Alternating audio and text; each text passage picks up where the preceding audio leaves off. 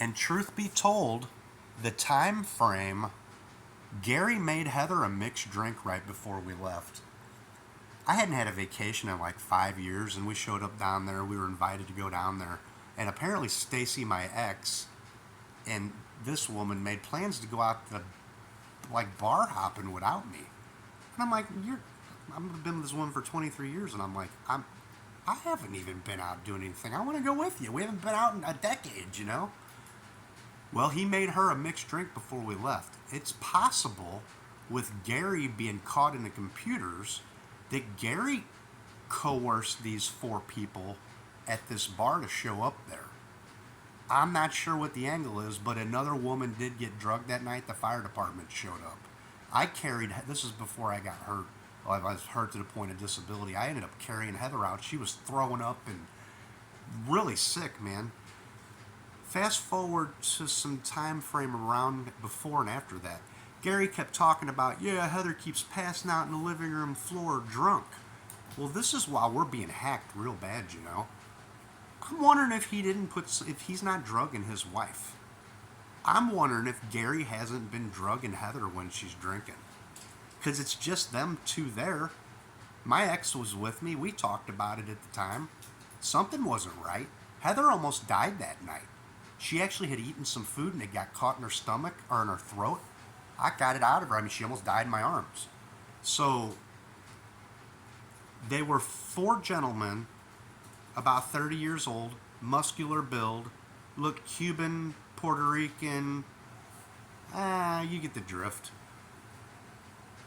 They were with a woman who looked like a dirty blonde, bleach blonde, you know, Cuban or Puerto Rican, and the bartender tells Heather, "What do you want?"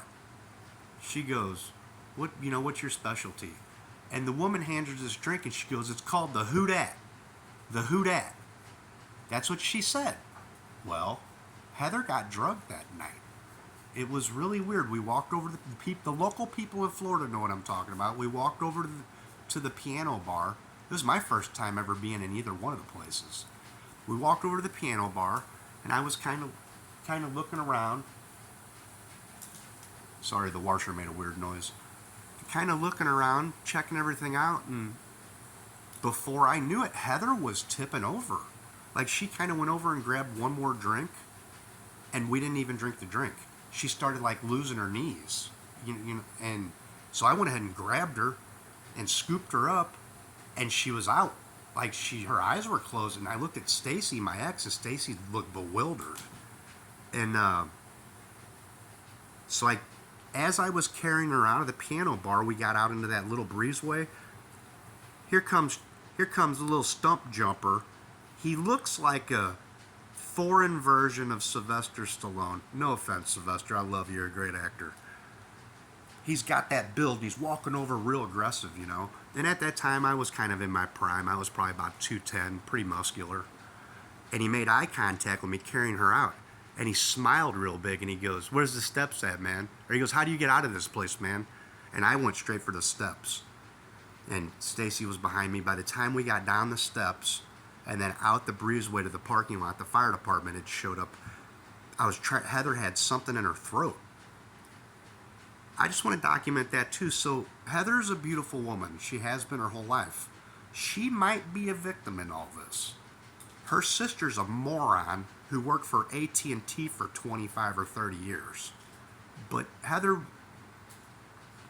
everybody's got their little issues, but all in all, she seemed to be a decent person. I don't know why she was not being forthcoming with me about certain events at that time. It's unfortunate because as long as she's friends with that or married to that Gary, I'll never talk to her again. So same thing with Joan. As long as you're with Adam, I'll never talk to you. Peace out.